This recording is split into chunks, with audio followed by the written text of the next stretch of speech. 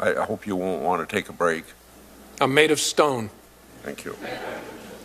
On March the 6th, I wrote to you asking about the FBI's relationship with the author of the Trump-Russia dossier, Christopher Steele.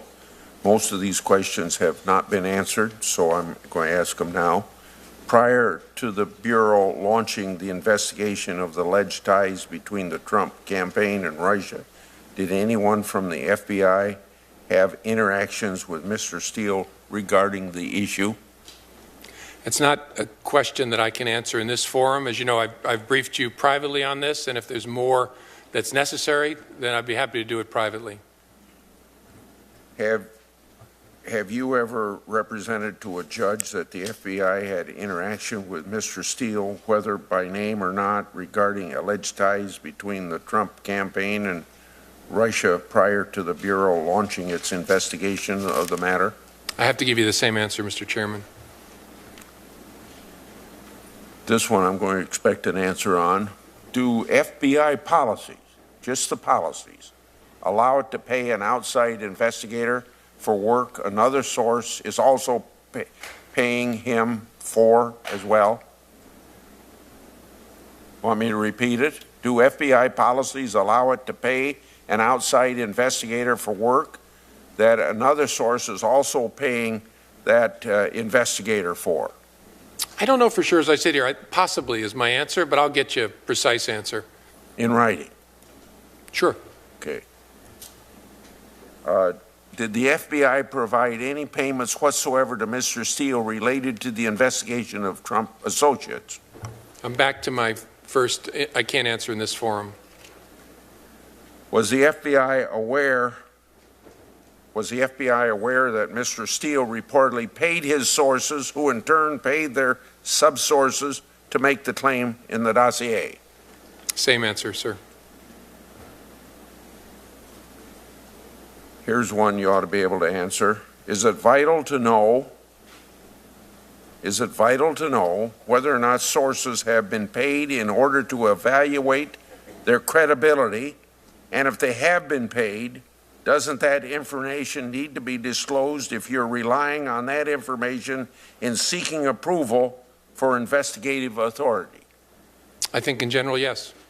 I think it is vital to know. The FBI and the Justice Department have provided me material inconsistent answers in closed settings about its reported relationship with Mr. Steele. Will you commit to fully answering the questions from my March 6th and April 28th letter and providing all requested documents so that we can resolve those inconsistencies, even if in a closed session being necessary? Because as I sit here, I don't know all the questions that are in the letters. I don't want to answer that specifically, but I commit to you to giving you all the information you need to address just that challenge, because I don't believe there's any inconsistency. I think there's a misunderstanding, but in a classified setting, I'll give you what you need. Okay. Well, I hope to show you those inconsistencies. Now, and I think I know what where the confusion is, but I think in a classified setting, we can straighten it out. Next question. According to a complaint filed with the Justice Department, the company that oversaw dossier's creation was also working with a former Russian intelligence operative on a pro-Russian lobbying project. At the same time, the company Fusion GPS allegedly failed to register as a foreign agent for its work to undermine the Magnitsky Act, which is a law that lets the president punish Russian officials who violate human rights. Before I sent you a letter about this, were you aware of the complaint against Fusion was acting as an unregistered agent for Russian interest? It's not a question I can answer in this forum. You can't answer that? No, I can't. Go on to something else. Last week, the FBI filed a declaration in court pursuant to Freedom of Information Act litigations.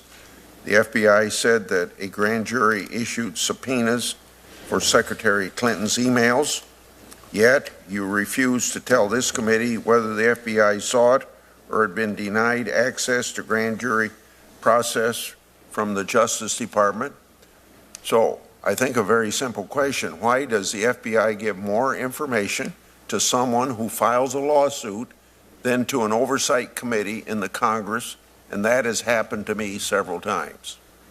I'm not sure, Senator, whether that's what happened here, but you're right. I refused to confirm in our hearings as to whether we'd used a grand jury and how. I think that's the right position because I don't know it well enough. I don't think I can tell you, I don't think I can distinguish the statements made in the FOIA case as I sit here.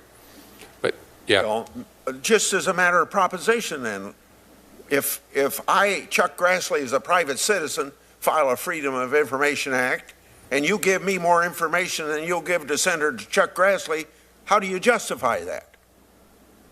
Yeah, it's a good question. I don't. What do you mean it's a good question? How do you justify it? What I was going to say is a good question. I can't as I sit here. Ye gods. Was the Clinton investigation named Operation Midyear because it needed to be finished before the Democratic National Convention? If so, why the artificial deadline? If not, why was that the name? No, certainly not, because it had to be finished by a particular date. There's an art and a science to how we come up with code names for cases. They assure me it's done randomly. Sometimes I see ones that make me smile, and so I'm not sure. But I can assure you that it was called Mid-Year Exam was the name of the case. I can assure you the name was not selected for any nefarious purpose or because of any timing on the investigation.